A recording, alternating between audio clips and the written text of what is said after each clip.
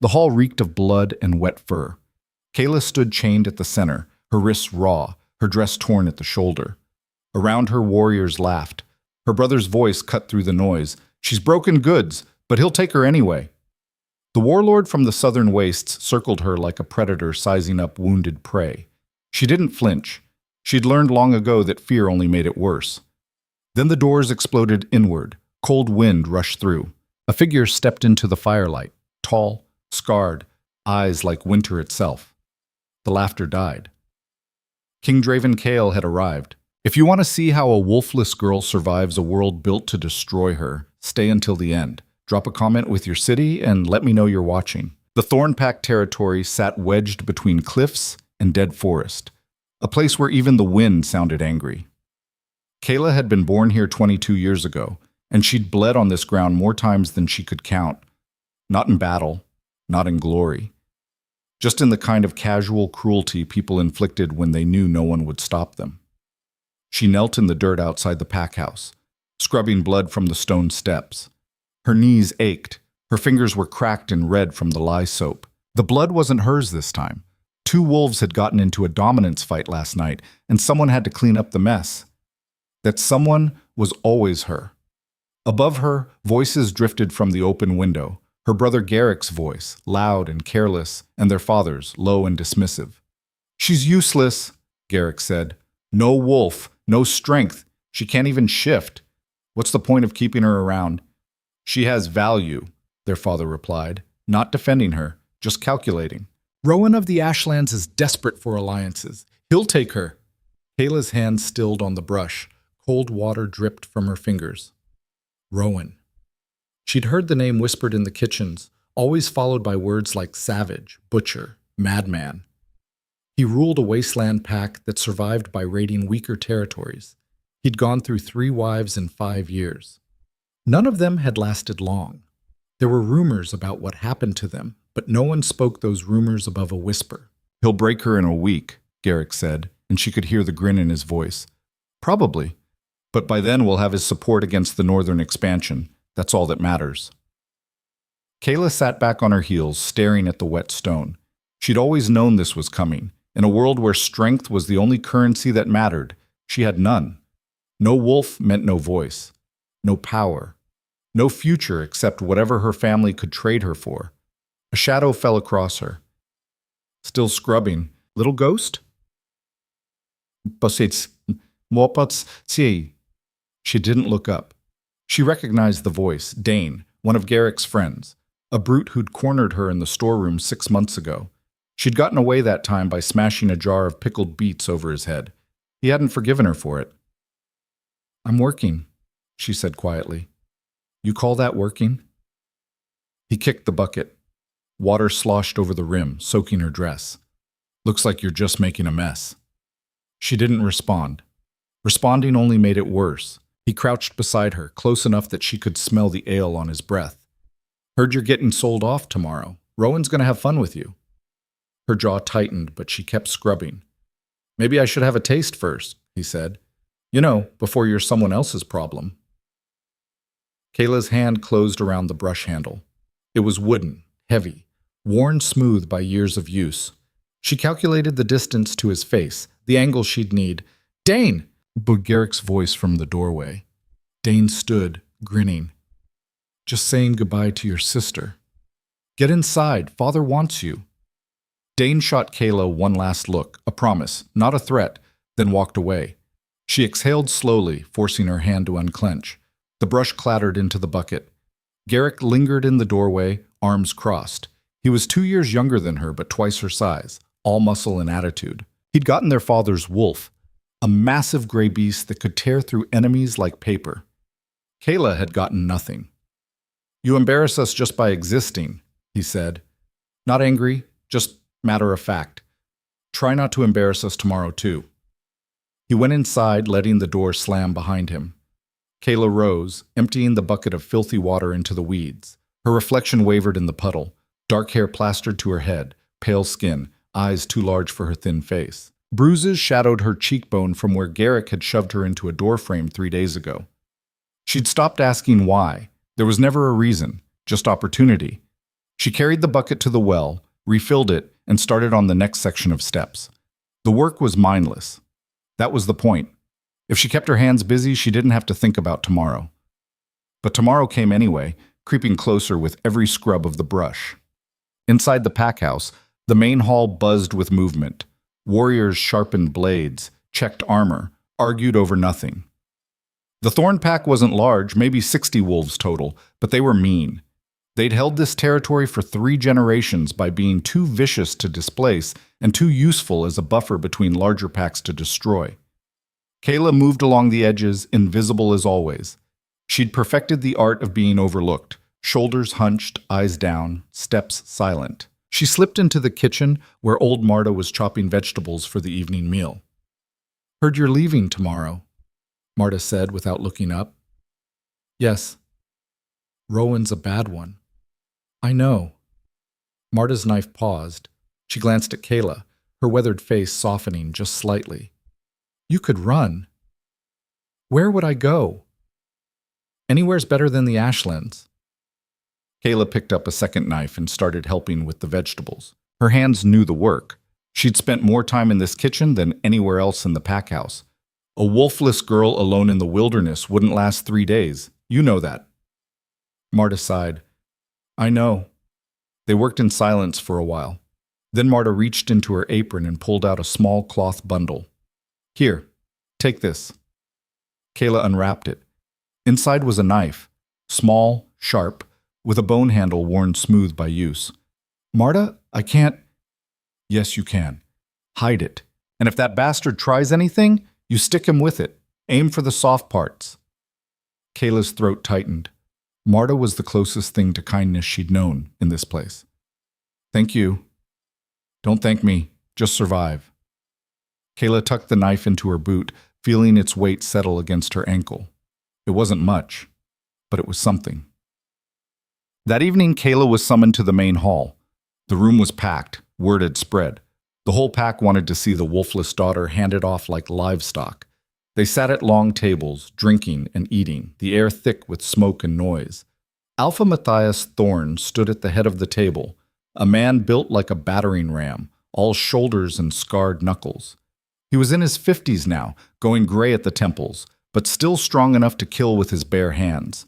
He'd never looked at Kaela directly, not once in 22 years. Garrick sat at his right hand, already drunk, grinning at nothing. "Kaela." She approached slowly, aware of every eye on her. "Sit." There was an empty chair at the far end of the table, as far from the Alpha as possible. She sat. Matthias raised his cup. "Tomorrow, my daughter joins the Ashlands Pack, a union that strengthens both our territories." Cheers erupted. Cups banged on wood.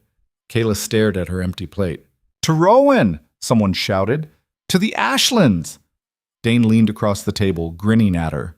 "You nervous little ghost?" She didn't answer. "I would be. Rowan doesn't like weak things." "Then it's a good thing she won't be here much longer," Garrick said, laughing. "She's his problem now." More laughter. Kayla's hands curled into fists in her lap.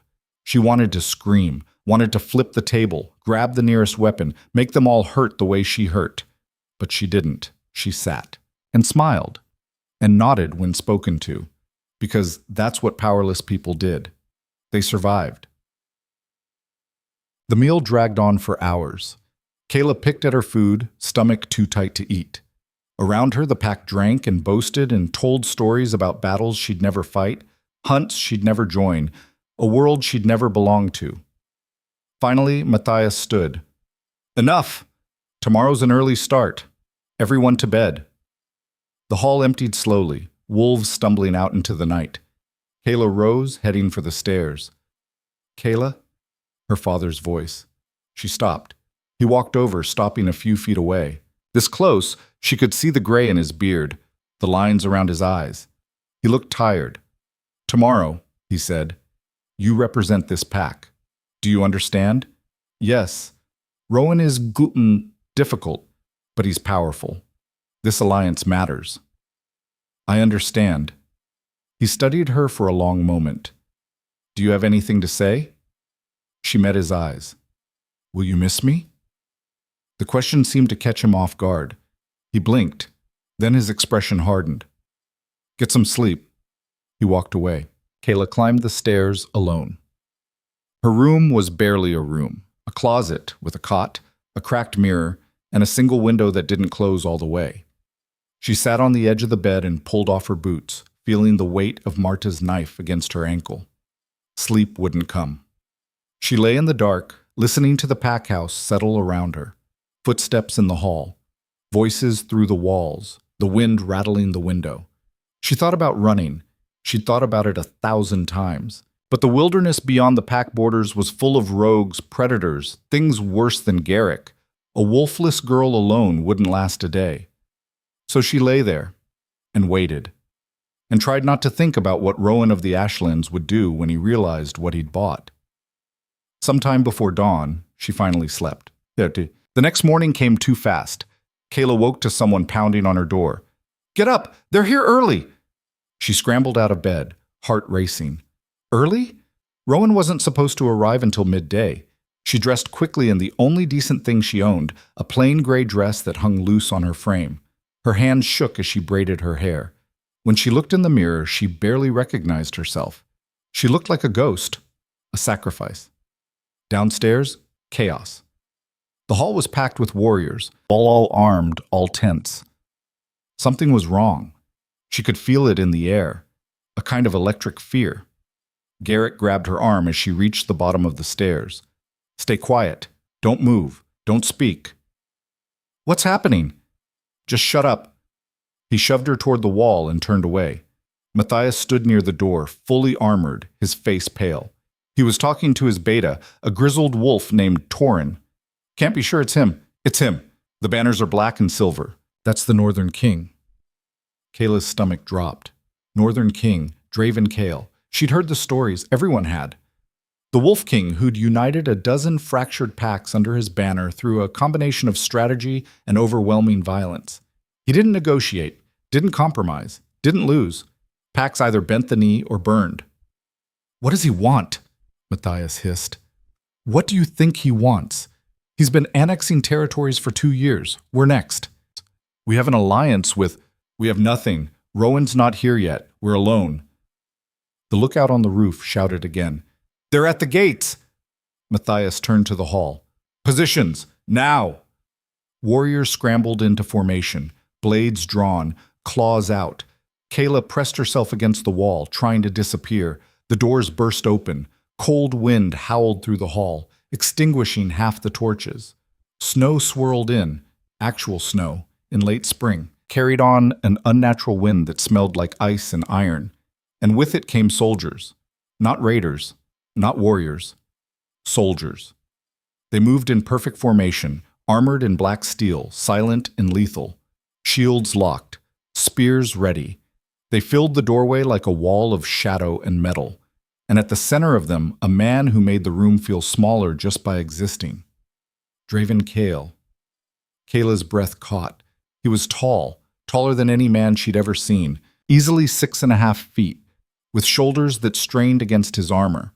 His hair was dark, streaked with silver at the temples, pulled back from a face that looked like it had been carved from stone and beaten with hammers. Scars traced his jaw, his throat, disappearing beneath his collar. His hands, resting on the pommel of a massive sword, were scarred too, the hands of someone who'd spent a lifetime fighting. But it was his eyes that stopped her, pale, cold, wolf's eyes in a human face. They swept the room like he was cataloging threats, calculating odds, deciding who would die first. Matthias stepped forward, forcing a smile that didn't reach his eyes. King Draven, this is unexpected.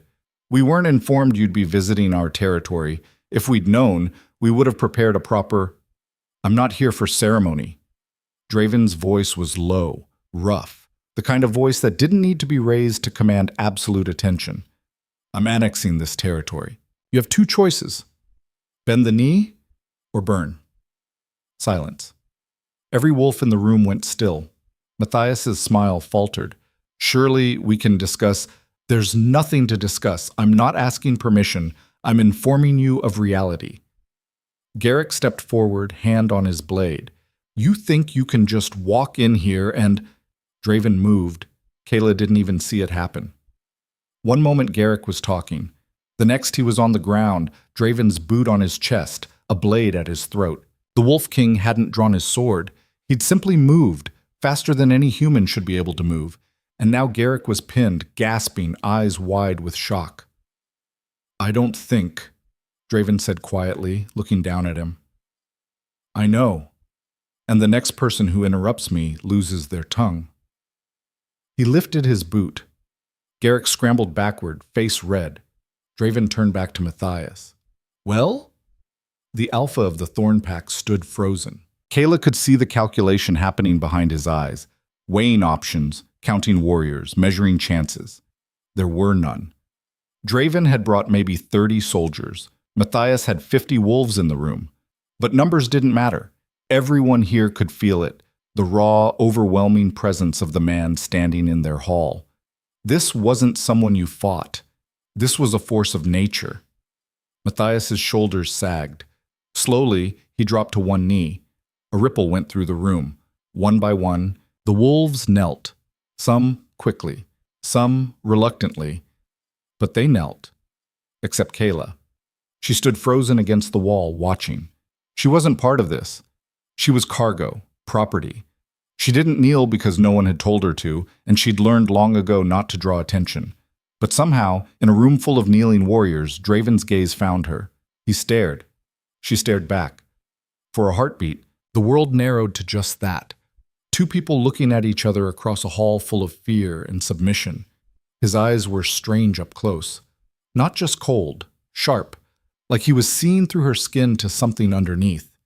Then he looked away, turning back to Matthias. Smart choice. My soldiers will occupy the territory. Your warriors will disarm and assemble in the courtyard within the hour. Anyone who resists will be executed. Is that clear? Yes, my lord. Good. Draven started to turn, then stopped. His gaze swung back to Kaela. Who is she? Matthias rose slowly. My daughter, my lord. She's promised to another alpha. The arrangement is already… No, Draven said. Matthias blinked. My lord? Draven walked toward her, every step deliberate, measured, like a wolf approaching something wounded. The crowd parted. Kaela's heart hammered. She wanted to move, to run, but her legs had locked in place. He stopped directly in front of her. Up close, he was overwhelming, radiating heat and danger and something else she couldn't name. Power, maybe, or certainty. What's your name? He asked. Her mouth was dry. Kaela. Kaela. He said it like he was testing the shape of it. Do you have a wolf? The hall went absolutely silent. She could lie. She should lie. But something in his eyes told her he'd know, that he already knew. No. A ripple of shock ran through the room. Gasps, whispers. Garrick laughed, a nervous, ugly sound. She's defective, my lord. Not worth your… Draven's hand shot out, gripping Garrick by the throat and lifting him off the ground. Garrick's feet kicked. His hands clawed at Draven's wrist.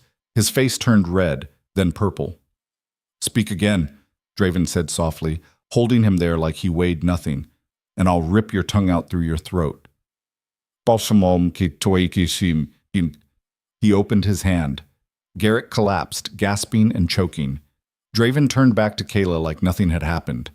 You're coming with me. Her brain stuttered. What?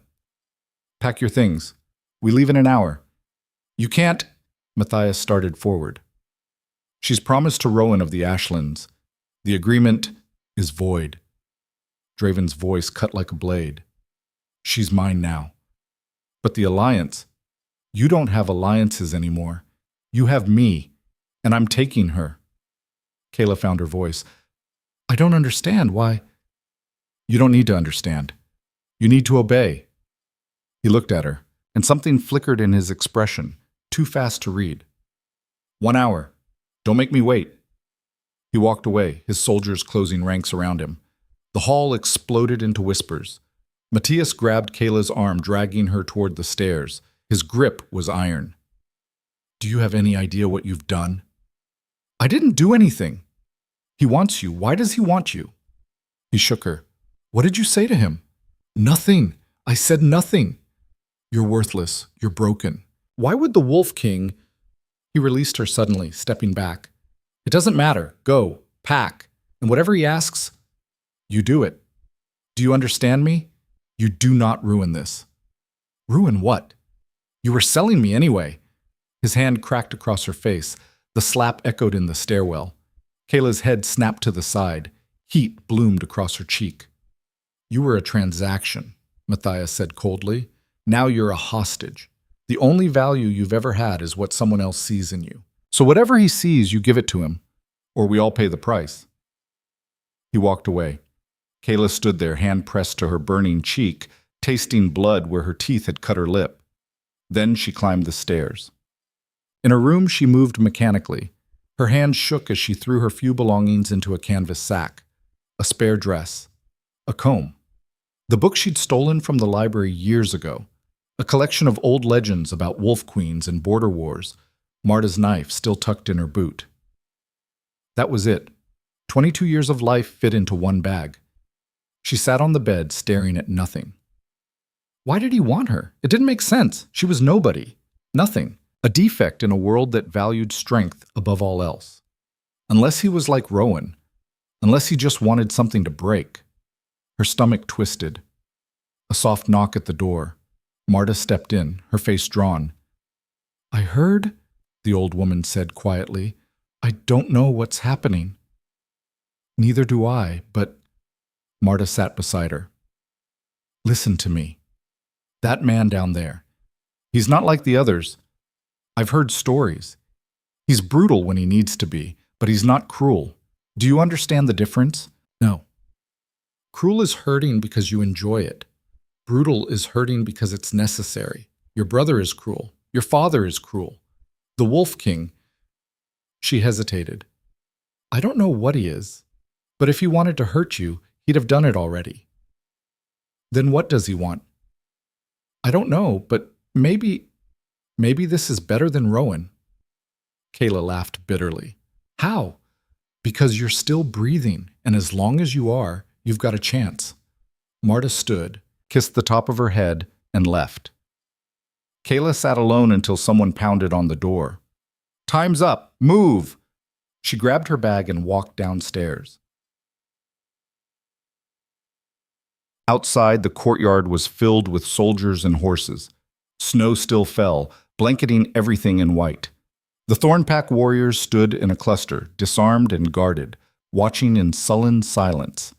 Draven stood near a massive black warhorse, speaking with one of his commanders. He looked up as Kaela approached. That's everything? She nodded, holding up her pathetic little bag. He stared at it for a moment, then at her.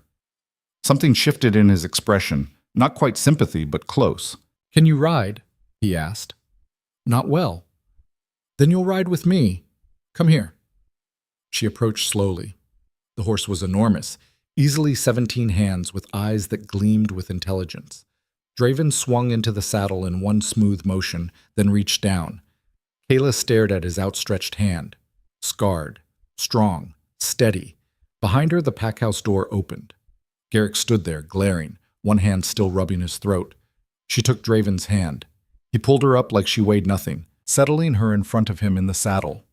His arm locked around her waist, solid, unyielding, warm through the cold.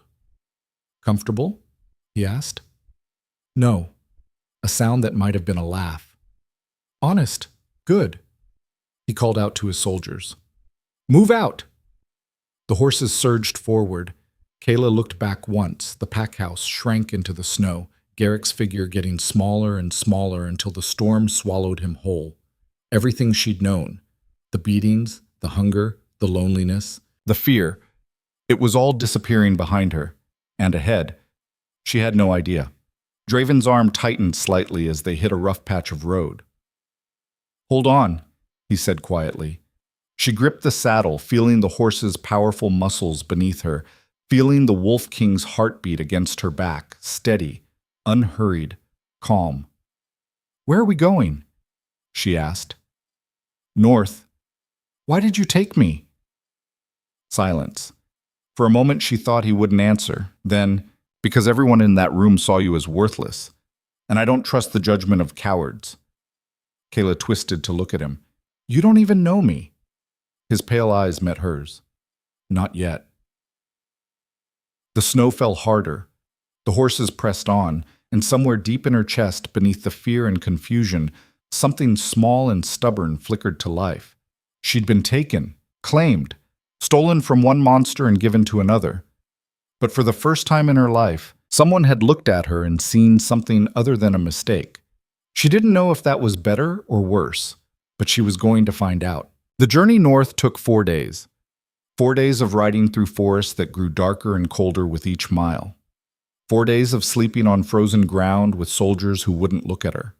4 days of silence from the man whose arms stayed locked around her waist during every waking hour. Draven didn't speak much. When he did, it was to his commanders, short, clipped orders about routes and supply lines. He never explained where they were going or what he planned to do with her. And Kaela didn't ask. She'd learned young that curiosity got you hit. But she watched. She noticed things. The way his soldiers moved with mechanical precision, like pieces on a game board. The way they treated him, not with fear exactly, but with something deeper. Reverence, maybe? Or absolute certainty that he'd never lead them wrong. The way he sat a horse, utterly still, utterly relaxed, like violence was just another comfortable position. And the way he held her, not roughly, not gently either, just securely, like she was cargo that needed protecting but didn't deserve explanation. On the third night, they made camp in a clearing surrounded by pine trees. Kaela sat near the fire, wrapped in a blanket someone had given her, trying to get warm.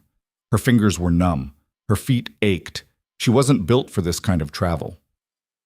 One of the soldiers, a woman with a braided scar across her jaw, dropped a bowl of stew in her lap. Eat.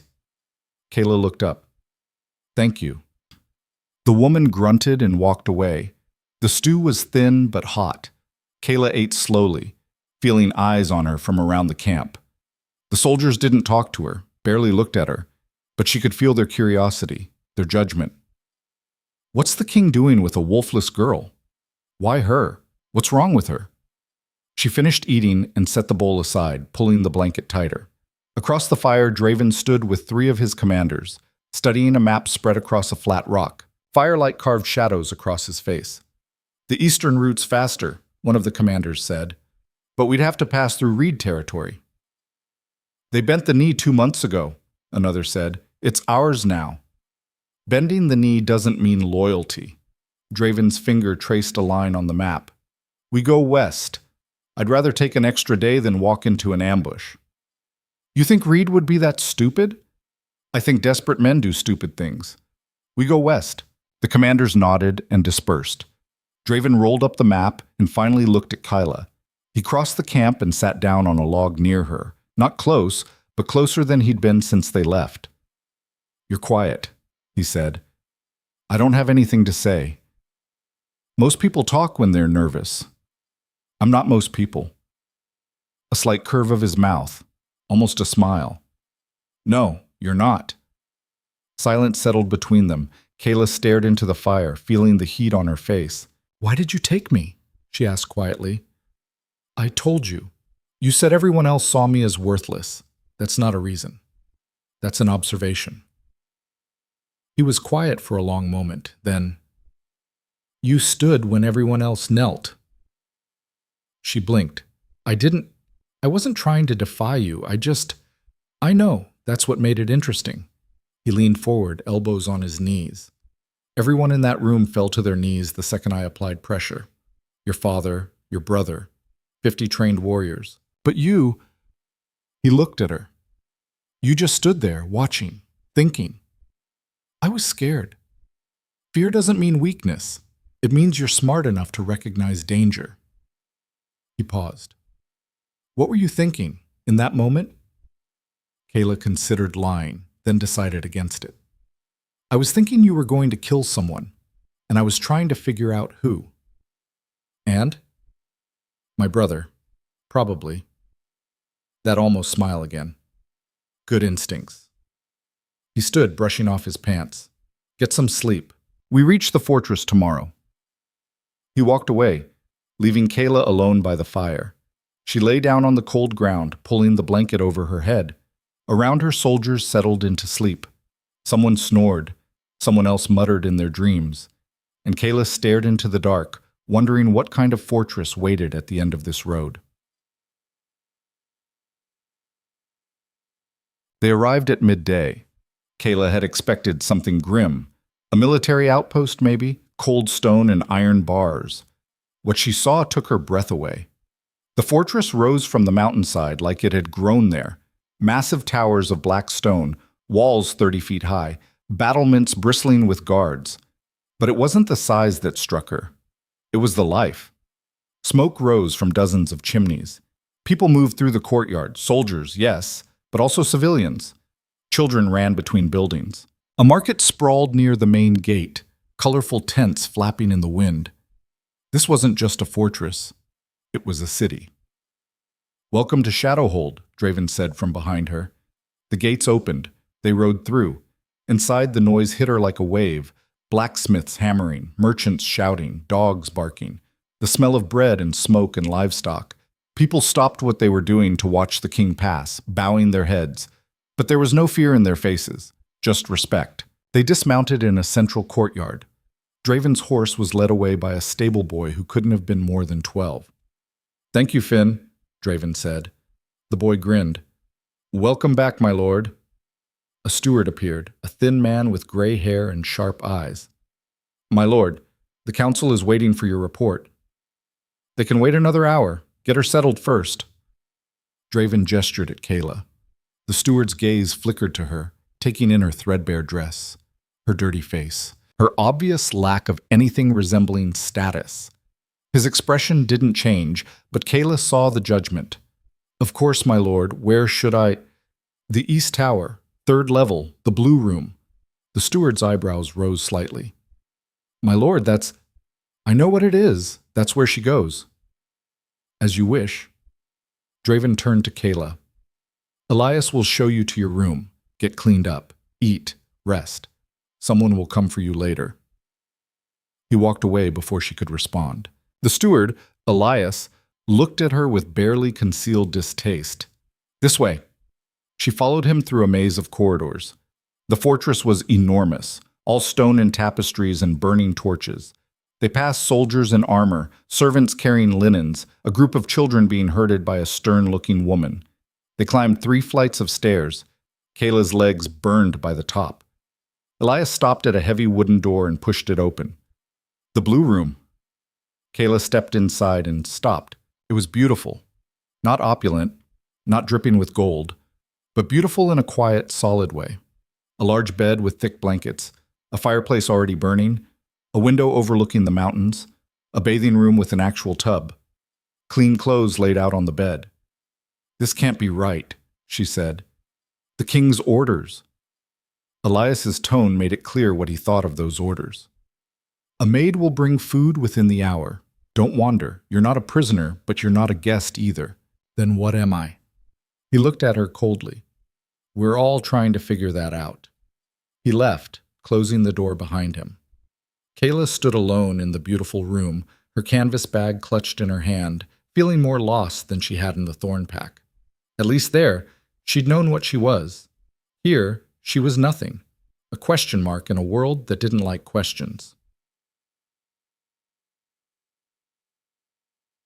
She bathed first. The hot water felt like a miracle against her aching muscles. She scrubbed the dirt and travel from her skin until it was pink, washed her hair twice, then sat in the cooling water until her fingers pruned. When she got out, she found the clothes on the bed weren't servant's garb. They were nice. A soft wool dress in deep green, fitted but comfortable. Undergarments that actually fit. Stockings. Boots that didn't have holes. She dressed slowly, barely recognizing herself in the mirror. A knock at the door. "Come in." A girl entered, maybe 16, carrying a tray. She had red hair and freckles and eyes that went wide when she saw Kaela. "Oh, sorry, She set the tray down quickly. "I'm Mira. I brought food." "Thank you." Mira hovered uncertainly.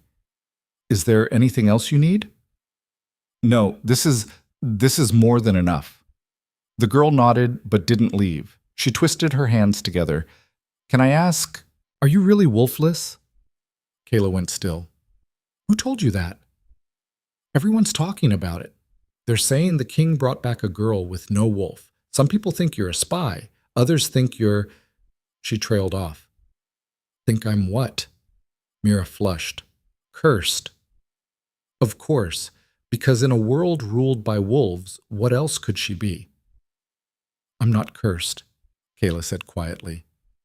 I'm just me. I think that's brave. What?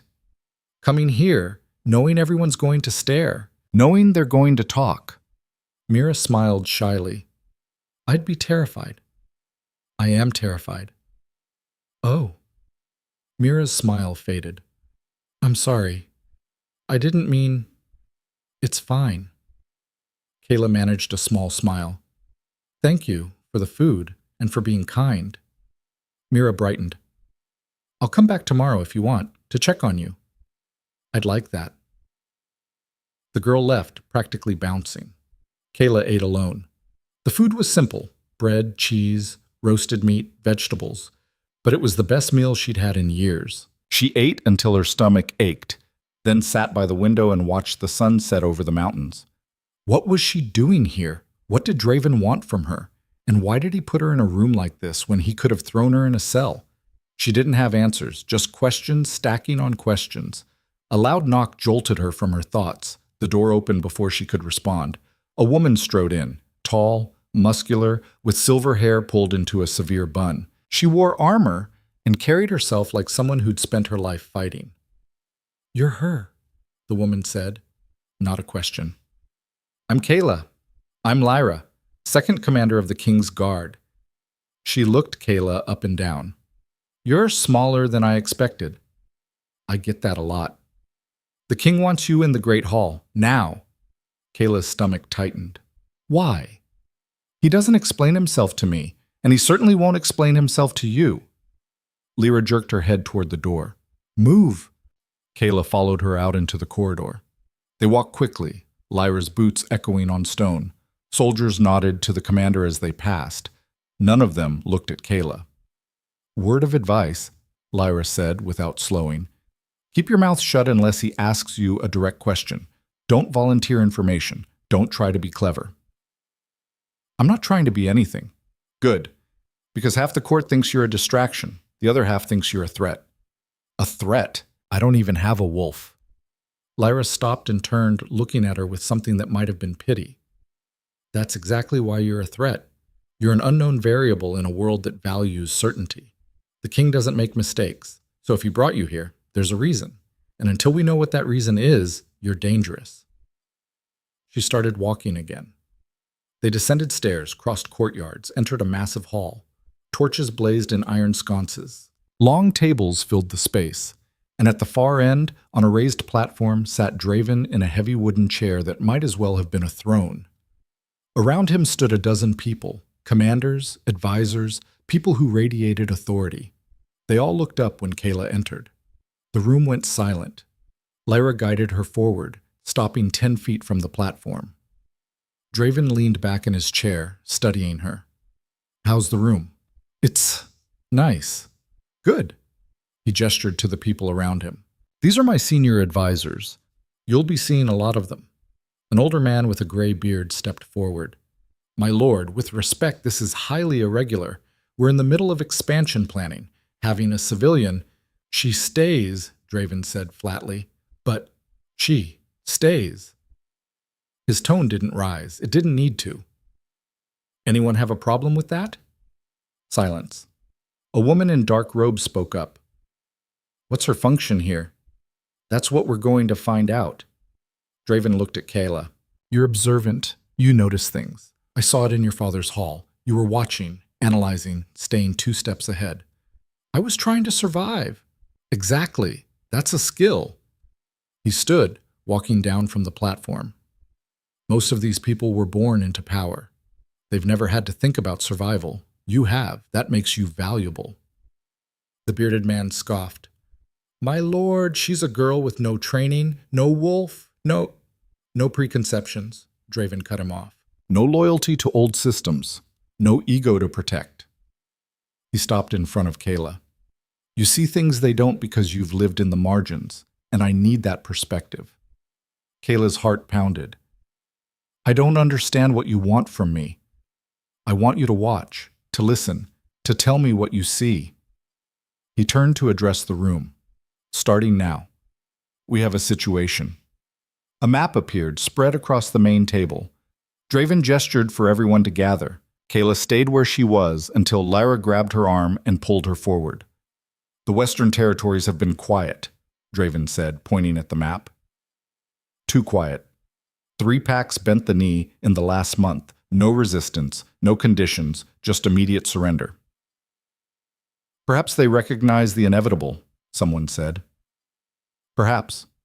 Or perhaps they're planning something. Draven's finger traced a line.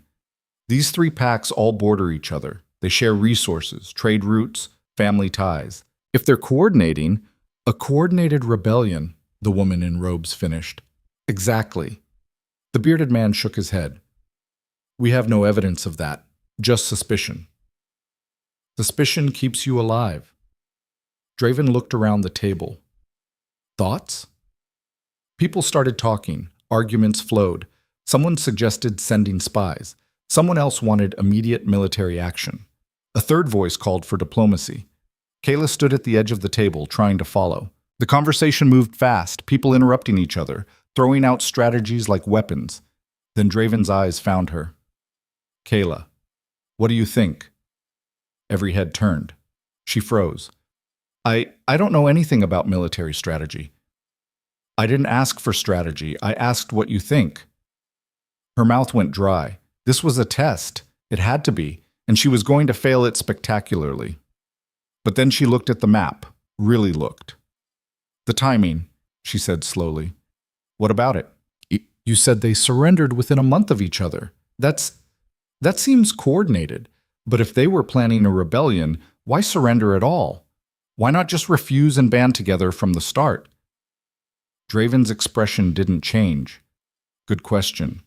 What's your answer? I don't know. Unless... She leaned closer to the map. Unless surrendering gets them something they need. Information, maybe. Or access. The woman in robes straightened. She's right.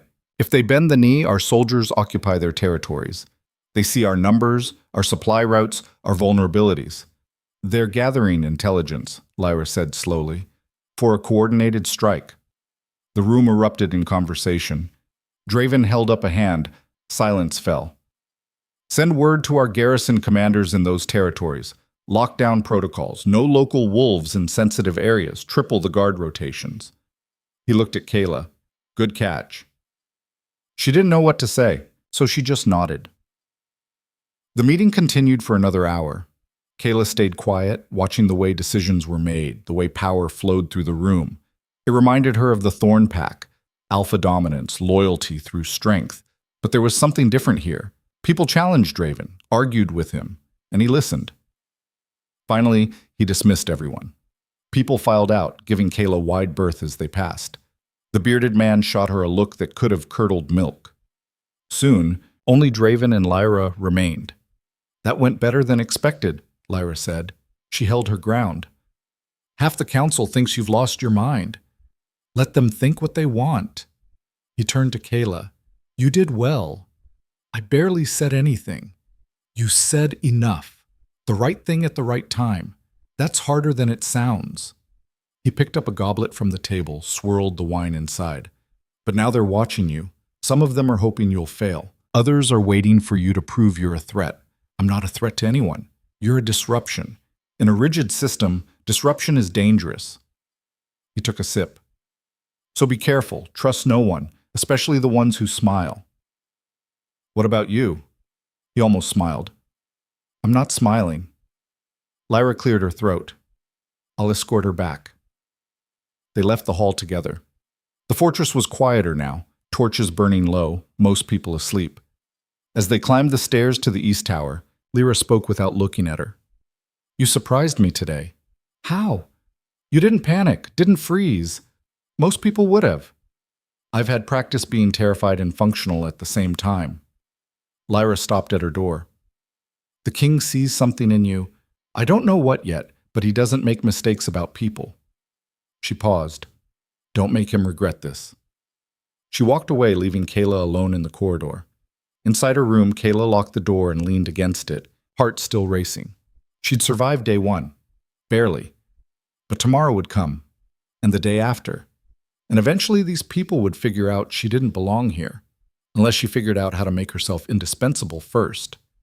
She climbed into bed, pulling the blankets around her, and tried to sleep.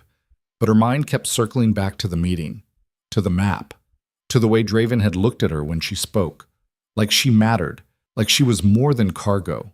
And for the first time in her life, someone believed she had value. She just had to prove they were right. She just had to prove they were right. The problem was, nobody wanted her to. 3 weeks passed. 3 weeks of sitting in council meetings where men twice her age stopped talking when she entered. 3 weeks of eating alone in the great hall while warriors whispered and pointed. 3 weeks of Mira's cheerful visits being the only kindness in a fortress that tolerated her presence but wanted her gone. Kaela learned quickly. She learned that Lord Brennan, the bearded man from the first meeting, led the faction that viewed her as an insult to tradition. She learned that Commander Lara kept her opinions hidden behind military precision. She learned that Draven's inner circle was split down the middle, half waiting for her to prove useful, half waiting for her to fail. And she learned that being noticed by the king came with a price. Women in the fortress gave her cold stares. Men ignored her entirely. The few who did speak to her did so with barely concealed contempt. She was an outsider, wolfless, a pet project of a king who didn't explain himself. But she watched, she listened, she took notes in her head, and slowly, patterns emerged. Supply shipments arrived late. Guard rotations had gaps. Messages from the Western territories were vague, stripped of useful detail. Small things. Easy to miss if you weren't looking. But Kaela had spent her whole life in the margins, watching powerful people miss what was right in front of them. On the morning of the 22nd day, she woke to shouting. She threw on a robe and opened her door. Soldiers ran through the corridors. Somewhere below, a bell clanged. Deep, urgent, wrong. Mira appeared, face pale. You need to stay in your room. What's happening? Attack. The Western packs. They're moving. All three at once. Kaela's stomach dropped. When? Now. They hit our garrisons an hour ago. Mira grabbed her arm. Please, stay here. Lock the door. She ran off before Kaela could respond. Kaela stood in the doorway, heart pounding. She could stay. She should stay. She was nobody. She had no wolf. She couldn't fight, but she could think. She dressed quickly and headed downstairs. The great hall was chaos. Maps covered every table. Commanders shouted orders. Soldiers assembled in the courtyard outside, armor clanking, weapons drawn. Draven stood at the center of it all, issuing orders with mechanical precision. Send the 3rd Battalion to reinforce the northern garrison. Pull the reserves from... He looked up and saw her. His expression hardened. Get her out of here. Lyra materialized at Kaela's side. Come on. Wait. Kaela pulled free. I need to tell you something. Not now, Draven said. It's about the attack. I said not now. He turned back to the map. Lord Brennan stepped forward, sneering. See? This is what happens when you bring distractions into a war room. Get the girl out before... They're not attacking to win, Kaela said loudly. The room went silent. Draven's head turned slowly. What did you say? Her mouth was dry, but she pushed forward. The Western packs. They're not attacking to win. They can't. They don't have the numbers. She doesn't know what she's talking about, Brennan snapped. Let her speak. Draven's voice cut like a blade. Kaela stepped closer to the table, looking at the map. 3 red markers showed where attacks were happening. You said they coordinated. 3 packs, hitting 3 garrisons simultaneously. But look at the targets. What about them? They're small, isolated, strategic, but not critical. She pointed. If they wanted to cripple you, they'd hit supply lines, command posts. They'd go for the fortress itself. Maybe they're testing our defenses, someone said. Or maybe they're pulling your attention west. She looked up at Draven. What's east of here? His eyes narrowed, then widened slightly. He spun to face his commanders. Where's the Eastern Patrol? A young officer shuffled through papers. They reported in this morning, all quiet. Get them on the horn, now. The officer ran.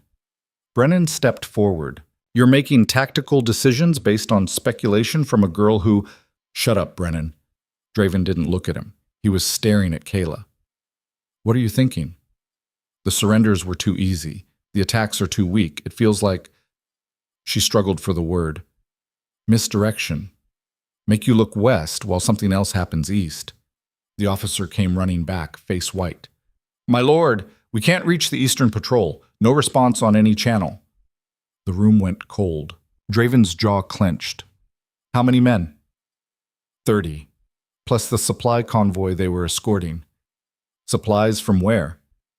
The armory, weapons, armor, enough to equip 200 soldiers. Someone swore. Draven looked at Lyra. Take 4 units, East Road, fast march, find that convoy. And if it's a trap, then spring it carefully. Lyra saluted and ran. Draven turned to the rest of the room. Brennan, you're with me. We're going west to end this distraction. The rest of you, fortify the fortress. No one in or out without clearance. People scattered. Kaela stood frozen as the room emptied. Draven stopped in front of her. You could be wrong. I know. If you're wrong, I just divided my forces for nothing. I know that too. He studied her for a long moment, then quietly. Stay inside. Don't leave your room. Don't trust anyone. Why would someone hear? Because if the Eastern Patrol was ambushed, someone told them when and where to strike. His eyes were hard. We have a traitor. He left. Kaela stood alone in the empty hall, the weight of what she'd just done settling on her shoulders. If she was wrong, she'd just undermined Draven in front of his entire command structure. If she was right, things were about to get much worse. She went back to her room, but she couldn't stay still. She paced, mind racing. A traitor. Someone inside the fortress feeding information to the Western packs. Someone who knew patrol schedules, supply routes, defenses. Someone close to Draven. A knock at the door made her jump. She opened it to find Elias, the steward. His face was neutral, professional. The king asked me to ensure you have everything you need. I'm fine. Very well. I'll have food sent up. He turned to leave. Elias. He paused. How long have you served the king? 15 years. That's a long time. Yes. His tone was careful. Is there a point to this? You must know a lot about how things work here. Who's loyal? Who's not? His expression hardened. If you're implying, I'm not implying anything. I'm just trying to understand. He studied her for a long moment. You should be careful, girl. Asking questions like that can get you hurt. Is that a threat? It's advice from someone who's seen what happens to people who stick their nose where it doesn't belong. He walked away. Kaela closed the door, heart pounding. She sat on the bed and tried to think. Who benefited from this attack? Who had access to the information needed to plan it? Who? Footsteps in the corridor. Multiple sets, moving fast. She went to the door and cracked it open. 4 soldiers she didn't recognize were heading toward the stairs. They wore fortress colors. But something felt wrong. The way they moved. Too tense, too focused. One of them glanced back. His eyes met hers. Recognition flashed across his face. Then something else. Calculation. He said something to the others. They stopped. Kaela slammed the door and locked it. Her heart hammered. She looked around the room. No other exits. No weapons except Marta's knife. Still tucked in her boot, where she'd kept it every day since leaving the Thorn Pack. She grabbed it and backed toward the window. Someone tried the door handle. Open up. She didn't recognize the voice. I said, open the door. Go away. A pause. Then, we just want to talk. Then talk through the door. It's about the king. We have information you need to hear. Kaela's mind raced. If they were legitimate, they wouldn't be breaking protocol by approaching her directly. If they weren't, the door shuddered. Someone was kicking it. She ran to the window and looked down. 3 stories. Cobblestones below. She'd break both legs if she jumped. The door splintered. Kaela grabbed a chair and wedged it under the handle. It wouldn't hold long. She looked around desperately. The bathing room. She ran inside and bolted that door too. "This is stupid, girl! We're not going to hurt you!" Another kick. Wood cracked.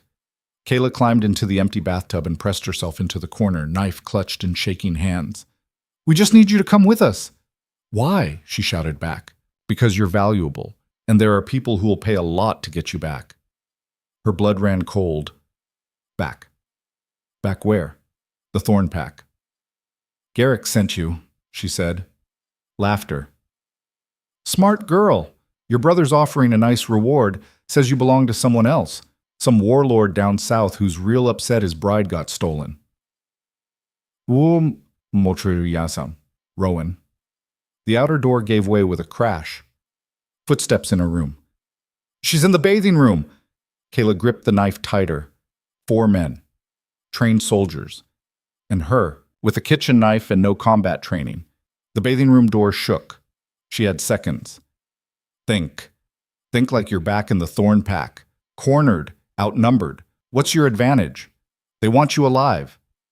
The door burst open. The first man through was massive, scarred, grinning. "There you are." Kaela threw the knife. It was a terrible throw. No technique, no aim, just desperation. But it connected, sinking into his shoulder.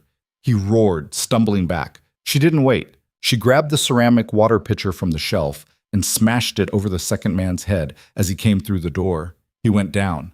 The third man caught her arm. "Enough!" She bit his hand. He screamed and shoved her back. She hit the wall hard, stars exploding across her vision. The first man pulled the knife from his shoulder, blood streaming down his arm. "You little—" "Stop!" The voice came from the doorway. Everyone froze. Lyra stood there, sword drawn, expression colder than winter. "Step away from her." The wounded man laughed. "This isn't your business, Commander." "The girl is under the king's protection. That makes it my business. We're just following orders." "Whose orders?" Silence. Lyra's blade didn't waver. "I'll ask once more. Whose orders?" The man looked at his companions. Some silent communication passed between them. Then they moved. Lyra was faster. Her sword blurred. The first man went down with a scream, clutching his leg. The second barely got his weapon up before she disarmed him and put him on the ground. The third and fourth rushed her together. Kaela scrambled out of the bathing room, her head still spinning. She had to help. Had to do something. She grabbed a broken chair leg and swung it at the nearest man's knee. He dropped with a howl. Lyra finished the last one with a punch that sounded like breaking wood. Silence. 4 men on the ground, 1 unconscious, 3 groaning. Lyra grabbed the wounded one by the throat. "Who sent you?" "I don't—" She squeezed. "Don't lie to me. We were just supposed to grab her. Bring her to the south gate. Someone would meet us." "Who?" "I don't know. We got paid through a third party. That's all I know." Lyra dropped him. She turned to Kaela. "Are you hurt?" I'm fine." "Good. Come with me. Now." They ran. Down the stairs, through corridors, past confused servants and startled guards. Lyra moved with absolute certainty, one hand on her sword, the other gripping Kaela's wrist. They burst into the great hall. It was empty except for one person. Lord Brennan stood near the map table, looking surprised to see them. "Commander, I thought you were—" Lyra's sword was at his throat before he could finish. "Don't move." His eyes widened. "What are you—" 4 men just tried to abduct the girl. They said they were meeting someone at the south gate. Lyra's voice was ice. "You're the only senior advisor who stayed behind when the king left." "That doesn't mean—" "Where were you 10 minutes ago?" "In my quarters?" "Convenient. This is insane. I'm loyal to—" "Then you won't mind if we search your quarters." His face went pale. Lyra smiled without humor. "Thought so." She whistled sharply. Guards appeared from side doors. Loyal ones, Kaela realized. Lyra had planned this. Take him. Lock him in the lower cells. No visitors. You can't do this. Brennan struggled as guards grabbed him. The king will hear about this. I'll have your head. The king will hear about it, Lyra agreed. From me. They dragged him away, still shouting. Lyra lowered her sword and turned to Kaela. You're either the luckiest girl alive or someone up there likes you. How did you know? I didn't. Not for sure. But I've been watching Brennan for weeks. Small things, meetings that ran long, messages sent at odd hours. I couldn't prove anything. She paused. Then I got your warning about the East. It made sense. Too much sense. So I pretended to leave, then doubled back. You used me as bait. Would you rather I let them take you? Kaela couldn't argue with that. Horns sounded from outside, deep, urgent. Lyra's head snapped up. That's the return signal. They ran to the courtyard. Draven rode through the gates, armor spattered with blood. Behind him, soldiers carried wounded. But they were alive. And they looked victorious. He dismounted and saw Lyra. Report. Eastern convoy was ambushed. We recovered it. Lost 6 men. Killed 32 rebels. And the Western attacks? Diversions, like the girl said. We crushed them in under an hour. Draven nodded. Then his eyes found Kaela. You're bleeding. She touched her temple. Her fingers came away red. She'd hit the wall harder than she thought. I'm fine. What happened? Lyra stepped forward. 4 soldiers tried to abduct her, paid by an outside party. They were supposed to deliver her to the south gate. Where are they? 3 in custody, 1 in the infirmary. And Brennan? Lyra's expression was grim. In the cells. I believe he's the leak. Draven went very still. You're certain?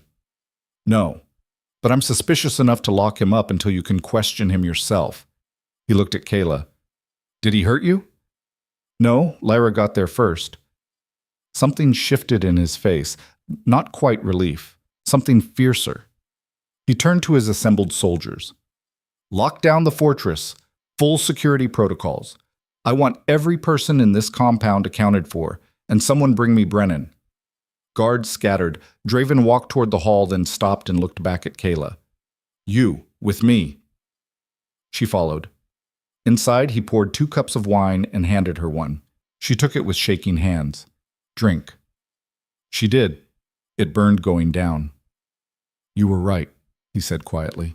About the Eastern convoy, about the misdirection.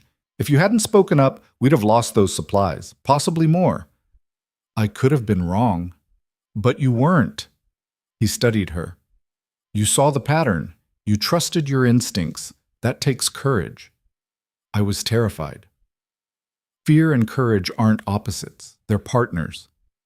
He drank. You saved lives today, Kaela, including your own. Lyra saved me.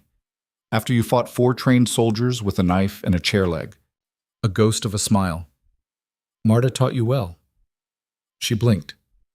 How did you... I know everything that happens in my territories, including what happens in my enemies' kitchens. He set down his cup. The question now is what to do with you. Her stomach tightened. What do you mean? You've proven you're not just observant. You're strategic, brave, useful. He paused. But you're also a target. Your brother wants you back. Rowan wants you back. And now my enemies know you're valuable to me. That makes you a liability. So you're sending me away. I'm considering it. The words hit harder than she expected. Where would I go? Somewhere safe, quiet, where no one knows your name. You mean somewhere I'd be useless? His eyes sharpened.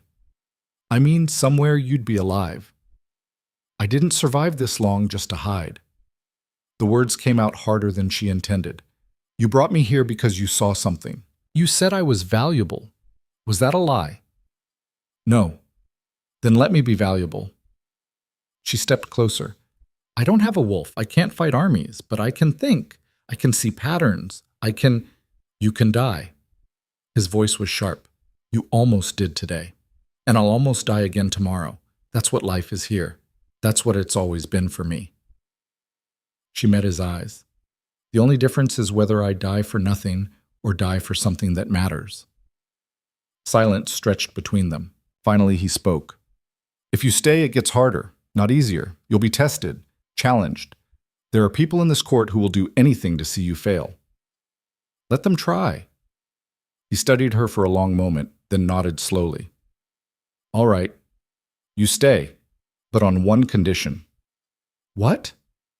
You train, combat, strategy, everything. If you're going to be in the middle of this, you're going to be prepared. I don't have a wolf. I can't. You don't need a wolf to fight. You need skill, discipline, intelligence, all of which you already have. We just need to sharpen them. He held out his hand. Kaela looked at it, scarred, strong, offering her something she'd never had, a choice. She took it. Good, he said. We start tomorrow. Footsteps echoed. Guards entered, dragging Brennan between them. His face was bruised, his clothes torn. They threw him at Draven's feet. The king looked down at the man who'd served him for years. Did you do it? Brennan's jaw worked. Then, slowly, he nodded. Why? Because you're destroying everything. Brennan's voice was hoarse. The old ways, the traditions, the hierarchy that kept us strong. And for what? So you can build some fantasy where wolfless girls sit in council meetings? He spat blood. You've gone soft, Draven, and soft kings don't last. Draven crouched, bringing himself eye level with the traitor. I'm not soft. I'm evolving. There's a difference. You'll die for this. They all will. Brennan laughed bitterly. You think this was just the Western Pax? This is bigger than you know, bigger than... Draven's hand shot out, gripping Brennan's jaw. Who else? Brennan smiled through broken teeth. Tell me who else is involved, and I'll make it quick. Go to hell. Draven stood. His expression was carved stone. Lock him in the deepest cell. No food, no water, no light. When he's ready to talk, we'll listen. They dragged Brennan away, still laughing. Kaela's hands shook. He said it was bigger. What did he mean? I don't know, but we're going to find out. Draven looked at her, and his expression softened just slightly. Get some rest, real rest. Tomorrow starts a different kind of war. She nodded and turned to leave. Kaela, she stopped. You did well today, better than most soldiers I've known. I stabbed a man and hit another with a pitcher. Exactly. He almost smiled. Sometimes the best strategy is the one nobody expects. She left him there, surrounded by maps and blood and the weight of command. Back in her room, now with guards posted outside, she collapsed on the bed. Her whole body ached, her head throbbed, her hands wouldn't stop shaking. But underneath the fear and exhaustion, something else burned. Purpose. For the first time in her life, she wasn't just surviving, she was fighting. And tomorrow, she'd learn to fight better. And tomorrow, she'd learn to fight better. Tomorrow came with bruises. Lyra woke her before dawn, throwing open the curtains with zero sympathy. Up, training yard, 5 minutes. Kaela groaned. Every muscle in her body screamed from yesterday's fight. Can I have one day to... No. The people who want you dead aren't taking days off either. She had a point. The training yard sat in the northern corner of the fortress, a flat expanse of packed dirt surrounded by stone walls. When Kaela arrived, a dozen soldiers were already there, running drills in the pre-dawn gray. They stopped when they saw her. Lyra ignored the stares. We're starting with basics. Footwork, balance. How to not die when someone bigger than you wants to kill you. Inspiring. I'm not here to inspire you. I'm here to keep you alive long enough to be useful. Lyra tossed her a wooden practice sword. Show me your stance. Kaela held the sword awkwardly. She'd never held a weapon longer than a kitchen knife. Lyra walked around her, frowning. You're too stiff. Loosen your shoulders. Bend your knees. Lower your center of gravity. Kaela adjusted. Better. Now swing. She swung. The sword wobbled through the air like a drunken bird. One of the watching soldiers snorted. Lyra shot him a look that could peel paint. Something funny, Marcus? No, Commander. Good, because you're sparring with her next. His smile died. For the next 2 hours, Lyra drilled her mercilessly. Footwork, balance, how to block, how to dodge, how to use an opponent's weight against them. Kaela fell 6 times. got hit 8. By the end, she was covered in dirt and sweat, and her hands were blistered. Enough, Lyra finally said. You're done for today. Kaela collapsed on a bench, gasping. Lyra sat beside her, barely winded. You're terrible. Thanks. But you're not hopeless. You learn fast, and you don't quit. She handed Kaela a water skin. That counts for more than talent. Really? No. Talent's still better, but it's something. Lyra stood. Same time tomorrow. Don't be late. She walked away, barking orders at the other soldiers. Kaela sat there, too exhausted to move. Her whole body hurt. She smelled like a stable, and she was pretty sure she'd pulled something in her shoulder, but she'd survived. A shadow fell across her. She looked up to find Marcus, the soldier who'd laughed. He was young, maybe 25, with a scar through his eyebrow. You did all right, he said grudgingly. I fell 6 times. Yeah, but you got up 7. He shrugged. Most nobles would have quit after the first knockdown, cried to the king, demanded we go easier. I'm not a noble. No, you're something else. He studied her. The commander doesn't waste time on lost causes. If she's training you, it's because she thinks you've got a shot. A shot at what? Not dying horribly. He grinned. See you tomorrow. He jogged off to rejoin his unit. Kaela sat alone in the empty yard, watching the sun rise over the fortress walls. Around her, Shadowhold was waking up, smoke rising from chimneys, voices calling out, the steady rhythm of a city built for war. She didn't belong here. But maybe, if she worked hard enough, bled enough, proved herself enough, maybe she could earn her place. She stood, wincing, and headed back to clean up. Training became routine. Every morning before dawn, every evening after council meetings. Lyra was relentless, pushing her harder each day. Swords, daggers, hand-to-hand, strategy. But it was the council meetings where Kaela's real training happened.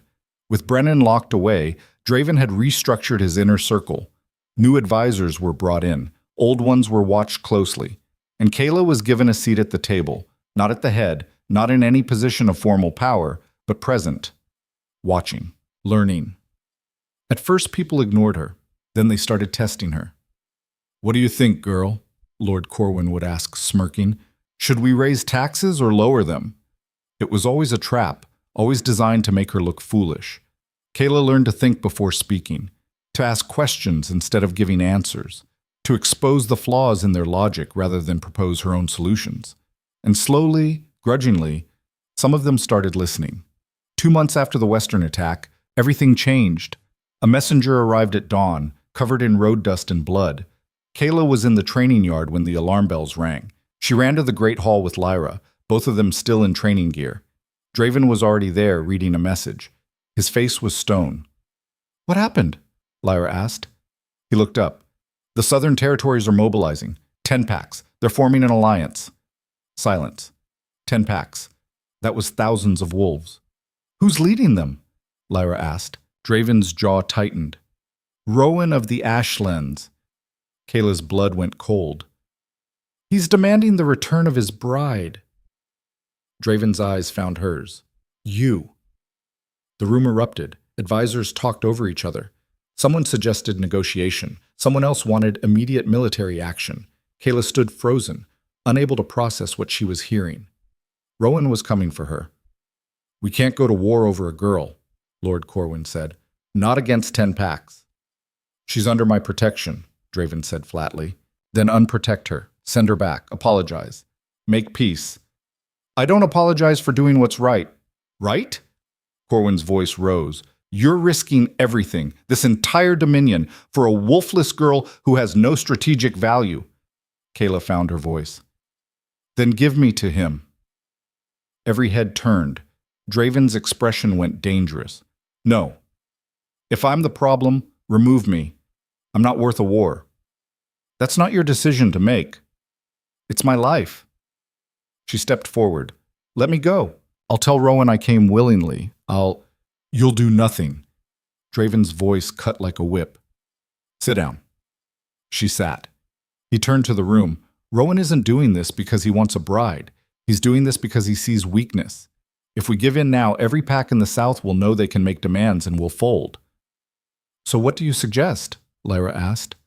We refuse, and we prepare for war. Corwin shook his head. This is madness. This is leadership.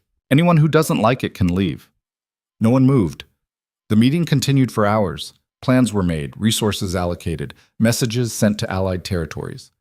Through it all, Kaela sat silent, a knot of guilt twisting in her stomach. This was her fault. All of it. When the meeting finally ended, she tried to slip away. Kaela, stay. Draven's voice stopped her. The room emptied until it was just the two of them. You meant it, he said quietly. You were really going to go back to him. I'm not worth dying for. That's the second time you've said that, and it's the second time you've been wrong. He walked closer. Do you know why Rowan is really doing this? Because you took what he thinks is his. No, because you escaped what he planned for you, and that terrifies him. She blinked. What? Men like Rowan need to control everything. When something slips through their fingers, they panic. They overreact. They make themselves look weak by chasing it. He paused. You didn't just escape him, Kaela. You humiliated him. And now he's using an army to get his pride back. I didn't mean to. It doesn't matter what you meant. It matters what you did. You survived. You adapted. You became something more than what they said you could be. His eyes held hers. That's worth fighting for. Even if people die? People die in war regardless. At least this time we're dying for something that matters. She didn't know what to say to that. Draven turned towards the window. I'm going to tell you something I've never told anyone else. When I was young, your age, I watched my father execute a girl. She was wolfless, weak by pack standards. But she'd spoken out against him, challenged his authority in front of the pack. Kaela's stomach turned. He made an example of her, said it was necessary to maintain order. Draven's voice was distant. I watched her die, and I did nothing. Because I was scared. Because I believed him when he said strength was the only thing that mattered. He turned back to her. I built this dominion on a different principle. That strength comes in many forms. Intelligence, courage, resilience, the ability to see what others miss. He paused. You have all of those things. And if I let Rowan take you, I'm saying my father was right. That the only thing that matters is who has the biggest teeth. I'm not worth proving a point. You're not a point. You're a person, and you deserve the same protection as anyone else here. Silence stretched between them. Finally, Kaela spoke. If we're going to war, let me help. You are helping. No, I mean really help. You said I see things others don't. Let me use that. How? An idea was forming, dangerous, probably stupid, but maybe. Rowan is building an alliance, 10 packs working together. That's never happened in the South. They hate each other. So what's holding them together? Fear of you, greed, or something else? She met his eyes. Let me find out. How would you do that? I don't know yet, but I'll figure it out. He studied her for a long moment, then nodded slowly. All right, but you work with Lyra. No solo missions, no unnecessary risks. Agreed. Good. Because if you get yourself killed trying to be a hero, I'll drag you back from the dead just to yell at you. She almost smiled. Understood. Ditty. Over the next 3 weeks, Kaela threw herself into research. She studied maps, read reports, interviewed refugees from the Southern Territories. Piece by piece, a picture emerged. The 10 packs weren't unified by ideology. They were unified by necessity. Rowan had offered them something they all needed, protection from Draven's expansion. But more than that, he'd offered them hope, a vision of the South staying independent, free from Northern rule. It was smart, and it would work unless they could break the alliance. Kaela took her findings to Draven one night. He listened without interrupting. The key is the Reed Pack, she said, pointing at the map. They're the weakest link. They only joined because they're surrounded by Rowan's allies. If we could guarantee their safety, they'd break ranks, Draven finished. Possibly. And if they break ranks, the others start questioning their commitment. Doubt spreads. He nodded. It's good strategy. But how do we reach them? Rowan's watching every border. We don't reach them. We make them reach us. How? Kaela pulled out a carefully written letter. We spread a rumor that you're offering pardons to any pack that switches sides within the next month. Full autonomy, reduced tribute, protection guarantees. That's a significant concession. It's a bluff. We only need one pack to believe it. Once word spreads that Reed is negotiating, the others will panic. Start making their own deals. Draven read the letter, then looked at her. This is manipulative. Yes. Ruthless. Yes. I like it. He called for a messenger. Send this to our spies in Reed territory. Make sure it gets into the right hands. The messenger left. Draven poured 2 cups of wine. You're getting good at this. At what? Strategy, politics, the kind of thinking that wins wars without fighting them. I had a good teacher. I haven't taught you this. This is all you. He handed her a cup. You see the cracks in systems, the pressure points. It's a rare gift. It's not a gift, it's survival. When you're powerless, you learn to find weaknesses in powerful things. And now that you're not powerless, she sipped the wine. I'm still learning what that means.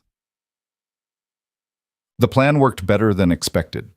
Within 2 weeks, word came that Reed was secretly negotiating with Draven's emissaries.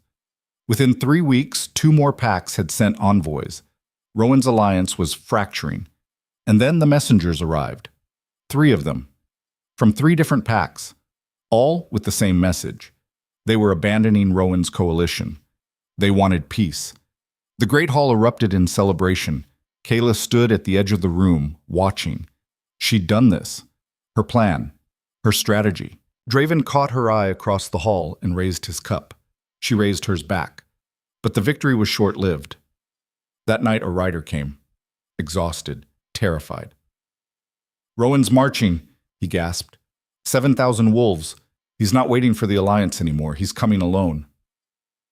The room went silent. 7,000.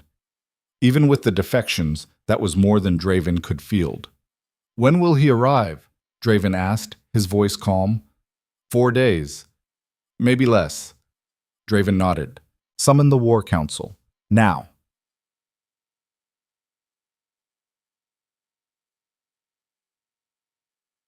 The council met through the night. Arguments flew. Some wanted to retreat to the fortress and wait for siege. Others wanted to meet Rowan in open battle. Kaela sat quiet, listening, thinking. Finally she spoke. What if we don't fight him at all? Everyone looked at her. Explain, Draven said. Rowan's coming with 7,000 wolves. That's his entire military force. Every able-bodied fighter in the Ashlands. She stood, pointing at the map. Which means his territory is undefended. Lyra's eyes widened. You want to attack his home while he's marching here. Not attack, occupy. Take the Ashlands without firing a shot. When Rowan arrives and finds out his home is gone, what does he do? Keep marching or turn back? He'd turn back, Corwin said slowly. He'd have to. His people are there. His resources. And while he's turning back, we hit him from behind. Catch him between our forces and his own territory. Kaela looked at Draven. It's a gamble, but it's better odds than a straight fight. Silence. Then Draven smiled. Actually smiled. It's brilliant. Lyra was already calculating. We'd need to move fast, like cavalry. Hit the Ashlands before he gets word. I'll lead it personally, Draven said. No. Kaela's voice was sharp. You need to stay here. If Rowan finds out you're gone, the plan falls apart. He needs to think you're preparing to defend the fortress. She's right, Lyra said. I'll lead the cavalry. You hold the fortress? Draven looked like he wanted to argue, then nodded. Fine, but I want hourly reports. You'll get them. Plans were made, resources allocated, soldiers prepared. As the meeting broke up, Draven pulled Kaela aside. This was your idea. If it works, you'll have saved thousands of lives. And if it doesn't, then we fight and probably die. He paused. But at least we'll die trying something smart instead of something brutal. That's not very reassuring. It wasn't meant to be. It was meant to be honest. She appreciated that. Lyra left before dawn with 2,000 cavalry. Fast, light, deadly. Kaela watched them go from the fortress walls, her stomach tight with nerves. Everything depended on speed, on Rowan not finding out until it was too late. The waiting was torture. Draven paced the great hall like a caged wolf. Scouts came and went. Messages arrived hourly. Day 1. Lyra's force was making good time. Day 2. Rowan was still marching north, unaware. Day 3. Lyra had reached the Ashlands. Minimal resistance. Occupation successful. Day 4. Rowan received word. His army stopped. Turned around. Day 5. Battle. The reports came in fragments. Lyra's forces harrying Rowan's rear. Rowan trying to protect his flanks while racing home. Casualties mounting on both sides. Then, nothing. 6 hours of silence. Kaela couldn't eat, couldn't sleep. She stood on the walls staring south, willing a messenger to appear. Finally, at sunset, a rider came, covered in blood, barely staying in the saddle. He collapsed in the courtyard. Draven was there in seconds. Report. The rider coughed. We won. Rowan's forces, scattered. He's fleeing, back to the Ashlands. Casualties? Heavy, both sides, but we held. Draven helped the man to his feet. Where's Lyra? Pursuing. She says to tell you. He swayed. The wolfless girl's plan worked. He passed out. Draven turned to Kaela. His expression was unreadable. Then he crossed the courtyard and pulled her into a brief, fierce embrace. You did it, he said quietly. Lyra did it. The soldiers did it. You gave them a plan worth fighting for. He released her, stepping back. Come on, we need to prepare for the next phase. There's a next phase? There's always a next phase. Lyra returned 3 days later with prisoners, officers, mid-level commanders, people who knew how Rowan's operation worked, but no Rowan. He escaped, Lyra reported, clearly furious, slipped away during the chaos, could be anywhere. He'll come back, Draven said. Men like him always do. Then we'll be ready. That night, Draven called a full assembly. Every soldier, every advisor, every servant and civilian in the fortress. Thousands gathered in the main courtyard. Draven stood on a raised platform, Kaela beside him. 3 weeks ago, he began, his voice carrying, we faced an army 7 times our size. Everyone said we couldn't win, that we should surrender, that one life wasn't worth the cost. He paused. But we didn't surrender. We fought, not with brute force, with strategy, intelligence, the kind of thinking that comes from seeing the world differently. He gestured to Kaela. This woman, wolfless, powerless by your old standards, gave us the plan that won this war. She saw what seasoned commanders missed. She risked everything to save people who'd spent months doubting her. The crowd was silent, listening. I brought her here because I saw potential, but she didn't just meet that potential. She exceeded it. He looked at her. Kaela Thorne is no longer just under my protection. She is my advisor, my strategist, and anyone who questions her place here answers to me. He raised his voice. In this dominion, strength comes in many forms, and we honor all of them. The crowd erupted. Not everyone cheered. Kaela could see resistance in some faces, doubt in others, but enough people cheered to drown out the silence. Draven turned to her, speaking quietly beneath the noise. Still think you're not worth fighting for? She couldn't speak. Her throat was too tight. He smiled, rare, genuine, and addressed the crowd again. Tomorrow, we rebuild. We fortify. We prepare for whatever comes next. But tonight, we celebrate. The fortress erupted in celebration. Kaela stood on the platform watching thousands of people drink and dance and sing. She'd gone from cargo to commodity to this. Someone who mattered. Mira appeared, grinning, pulling her down into the crowd. You have to dance. I don't know how. Neither do I. That's the point. They danced badly, laughed, drank wine that tasted like victory, and for the first time in her life, Kaela felt something she'd never felt before. She felt like she belonged. Later, much later, when the celebration had died down and most people had stumbled off to bed, Kaela found herself on the fortress walls again. Draven appeared beside her, 2 cups in hand. "Thought you might be up here. Too much noise down there." "Noise is good. It means people are alive." He handed her a cup. "You did well tonight." "I didn't do anything. You're the one who gave the speech. I gave the words. You gave them the reason to listen." They stood in comfortable silence, watching stars wheel overhead. "What happens now?" Kaela asked.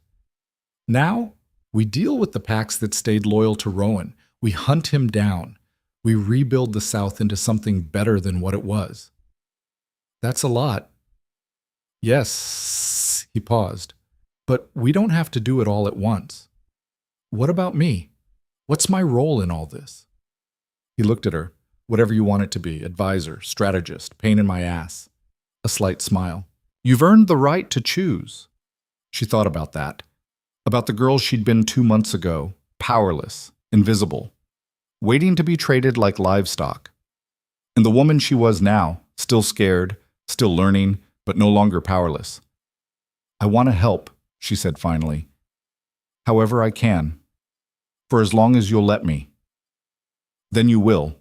Simple, certain, no conditions." She looked at him, really looked, at the scars and the silver hair and the eyes that had seen too much but never looked away. "Why did you really bring me here?" she asked. "The truth." He was quiet for a long moment. "Because when I saw you standing in that hall, surrounded by people who wanted you erased, you didn't bow, you didn't break, you just stood." He met her eyes. "And I thought, if someone that alone can be that strong, imagine what she could do with support."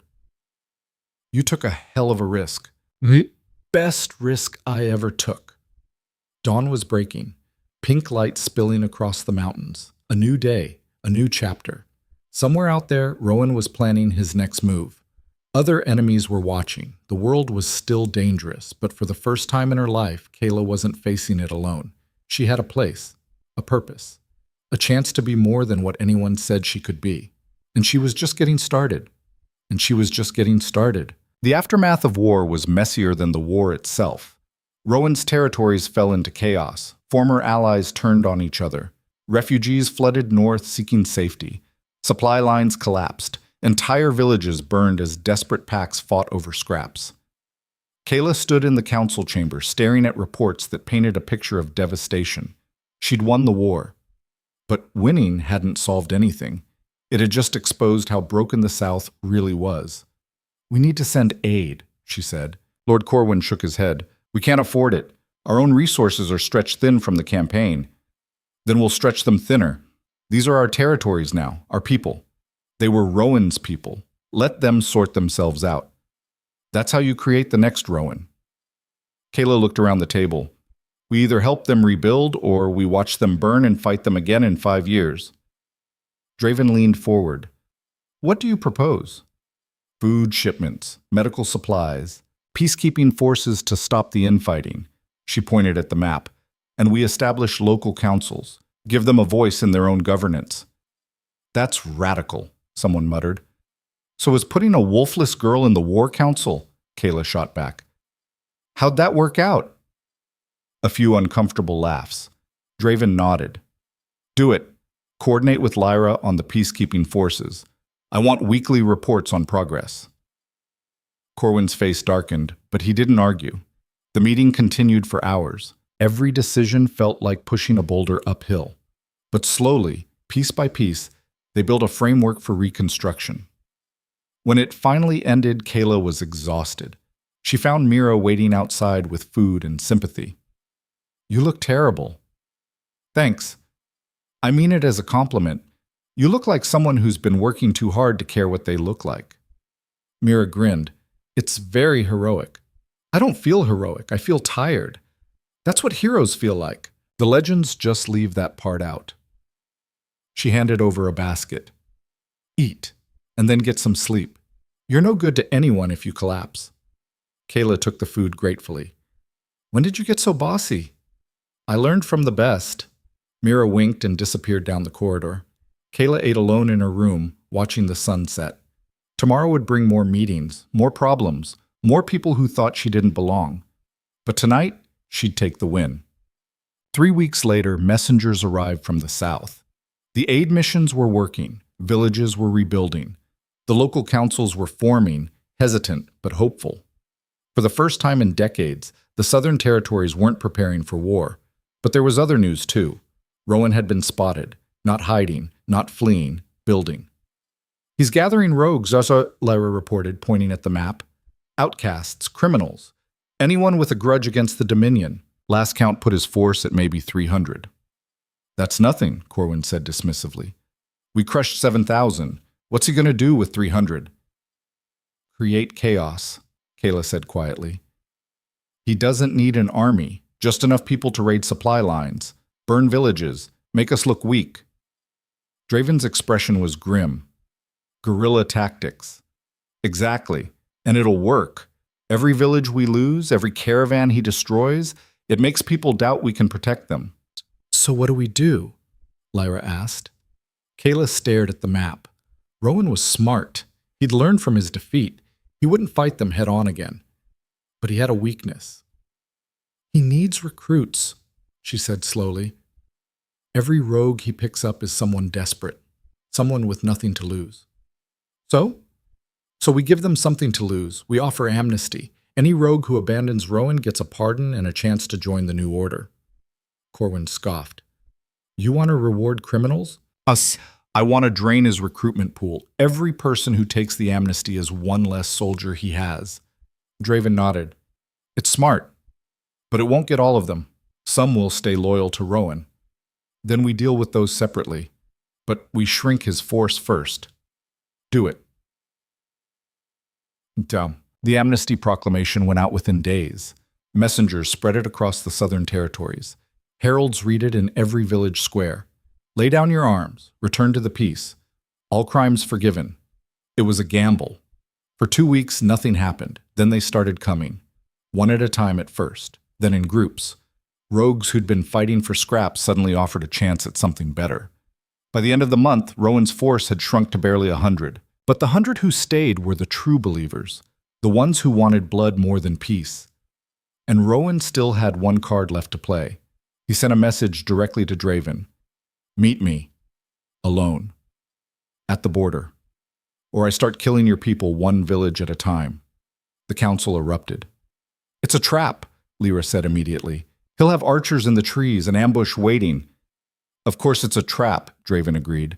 But if I don't go, he starts burning villages, and everything we've built collapses. Then I'll go, Lyra said. No, he asked for me specifically. He wants to prove he's not afraid. Then take a battalion, surround the meeting point. That defeats the purpose, he said alone. Kaela had been quiet, thinking. Now she spoke. What if he didn't meet you? Everyone looked at her. What if I went instead? The room exploded in protest. Absolutely not, Draven said flatly. He wants to kill you. He wants revenge. But what he really wants is to prove he's still powerful. She stood. I'm what he lost. The bride he was supposed to break. If I show up instead of you, it throws him off balance. It also gets you killed. Maybe. Or maybe I can talk him down. Rowan doesn't negotiate. He did once. He built an alliance of 10 packs. That took negotiation, compromise. She paused. He's desperate now. Desperate people make mistakes. Draven stared at her like she'd lost her mind. No. It's a good plan, Lyra said reluctantly. It's a suicide plan. I won't go alone. I'll take guards. Hidden, at a distance. Archers in the trees just like he'll have. If things go bad, they pull me out. And if they can't, then at least you'll still be alive to lead. Silence. Draven's hands were clenched into fists. I didn't bring you here to sacrifice yourself. You brought me here to be useful. This is useful. Kaela, I'm going, with or without your permission. His eyes flashed. That's insubordination. Then punish me after I get back. They stared at each other. The whole room held its breath. Finally, Draven looked away. Fine. But you take Lyra and 20 of our best. And if anything goes wrong, anything, you run. Understood? Understood. The meeting was set for 3 days later. Neutral ground, a clearing at the border between territories. Kaela spent those 3 days preparing, training with Lyra, studying everything they knew about Rowan, trying not to think about the fact that she was about to face the man who'd wanted to own her. The night before, she couldn't sleep. She sat on her balcony, wrapped in a blanket, watching stars. Footsteps behind her. Draven appeared, carrying 2 cups. Thought you might be awake. Couldn't quiet my brain. He sat beside her, handing over a cup. Second thoughts? Third and fourth thoughts. Maybe fifth. It's not too late to call this off. Yes, it is. If I back out now, Rowan wins. He proves I'm still afraid of him. Being afraid isn't weakness. No, but letting fear control you is. She sipped the wine. It was good. Too good for what tomorrow might bring. Can I ask you something? Always. Why do you care? Really? You've got a whole dominion to run. Thousands of people who need you. Why does it matter so much what happens to me? He was quiet for a long time. When I was building this place, he finally said, I wanted it to be different. Not just another pack where strength was the only thing that mattered. I wanted it to prove that people could be valued for more than their ability to fight. And I'm your proof of concept. You were, at first.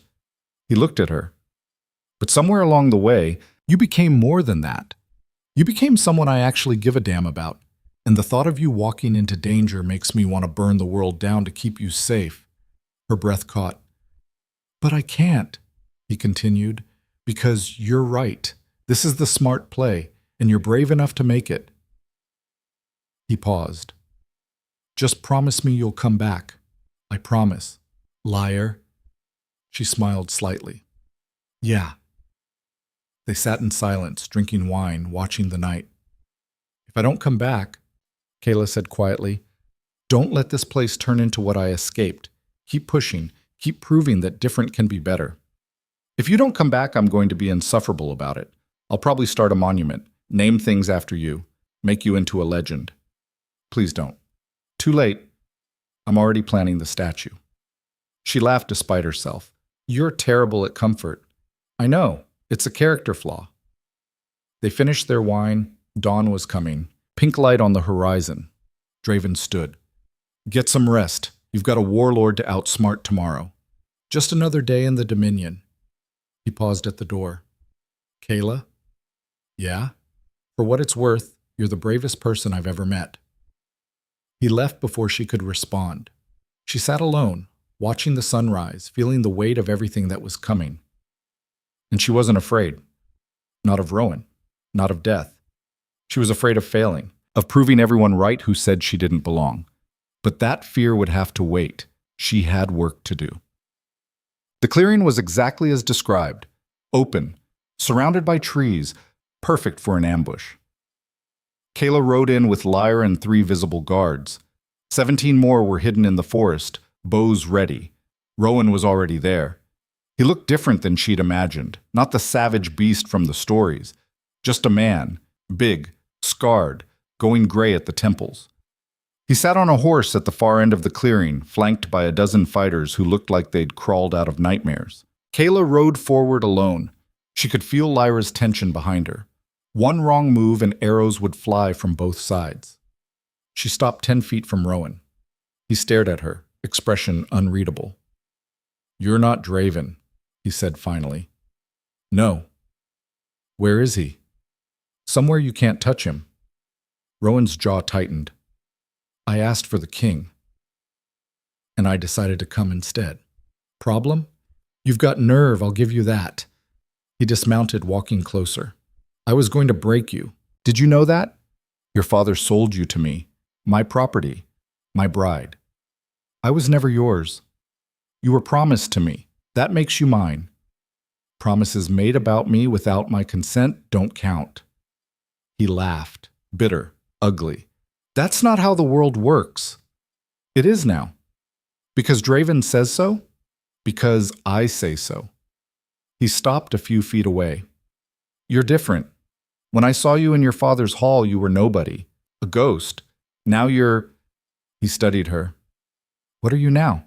Someone who's not afraid of you. You should be. Maybe, but I'm not.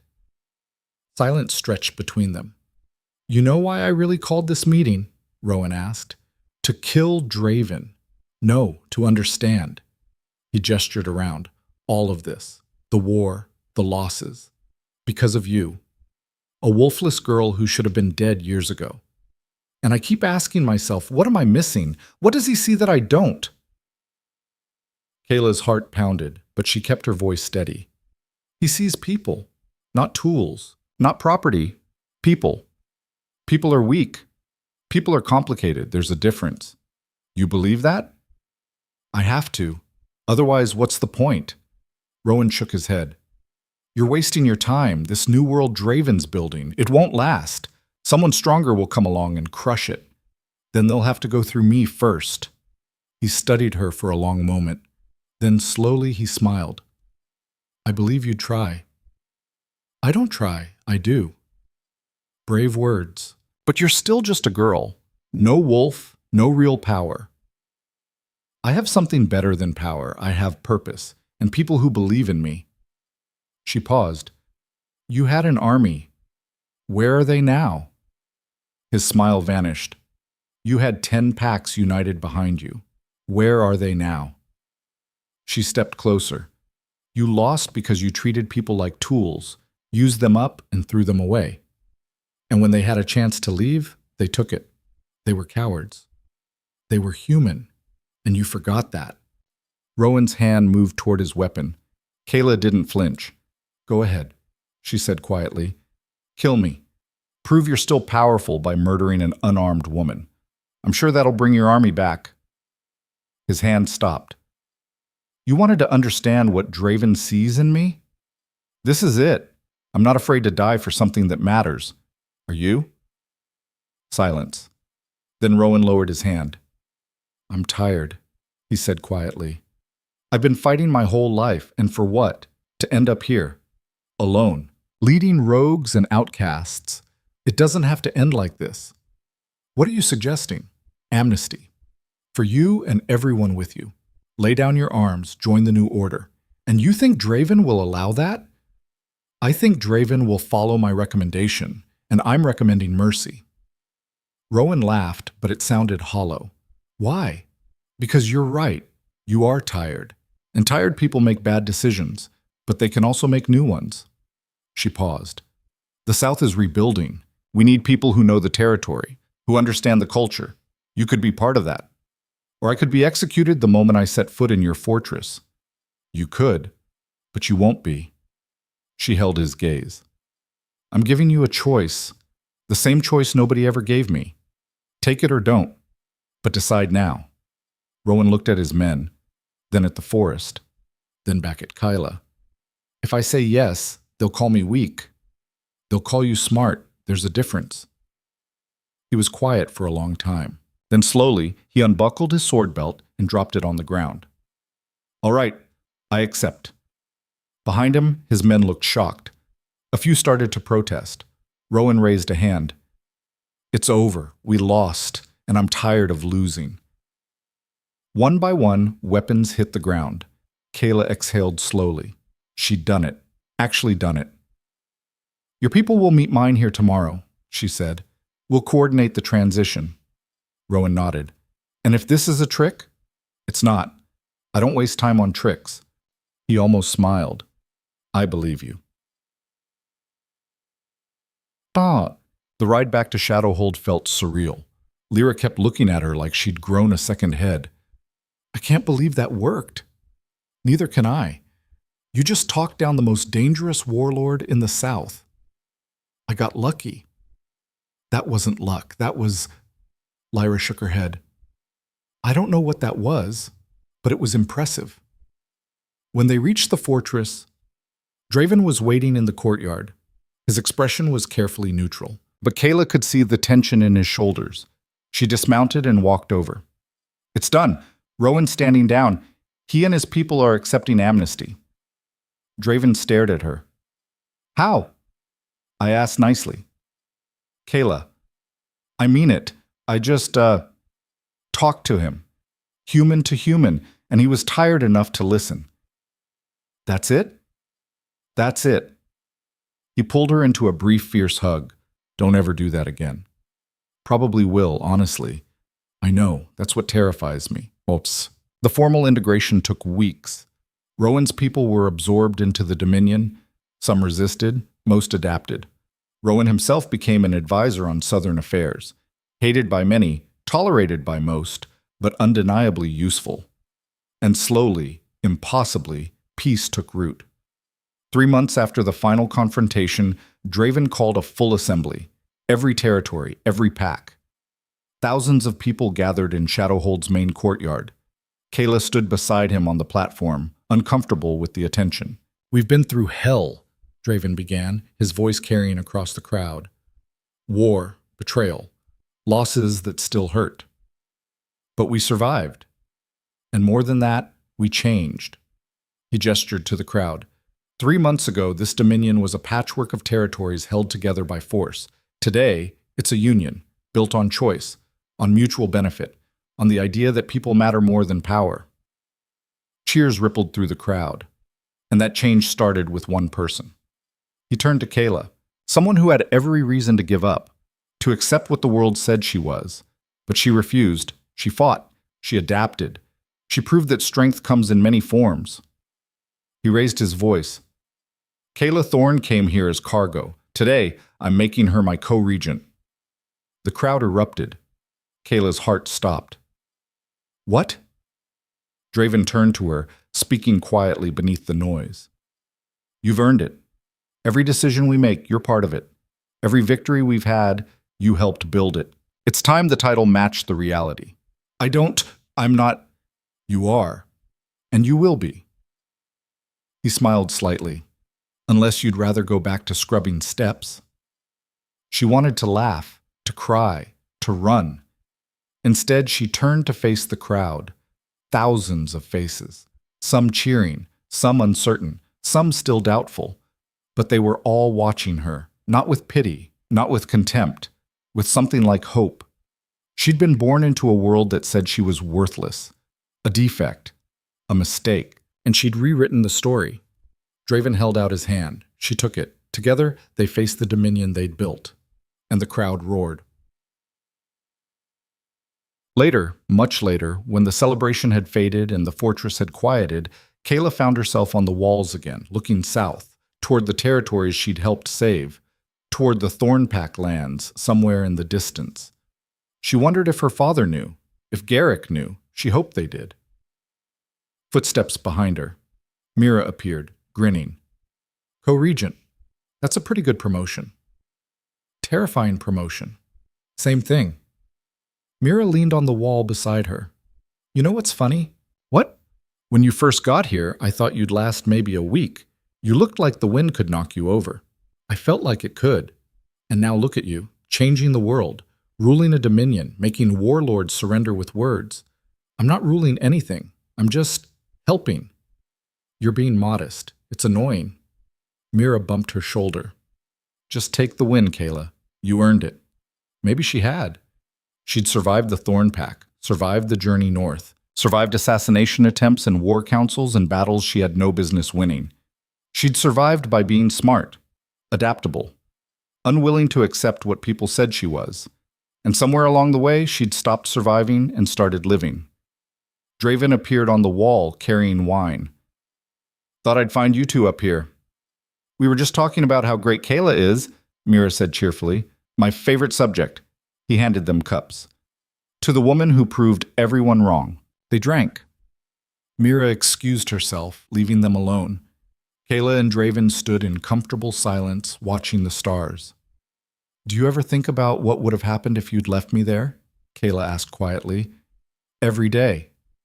And I'm grateful I didn't listen to logic, because logic said you were a distraction, a liability, something to be left behind.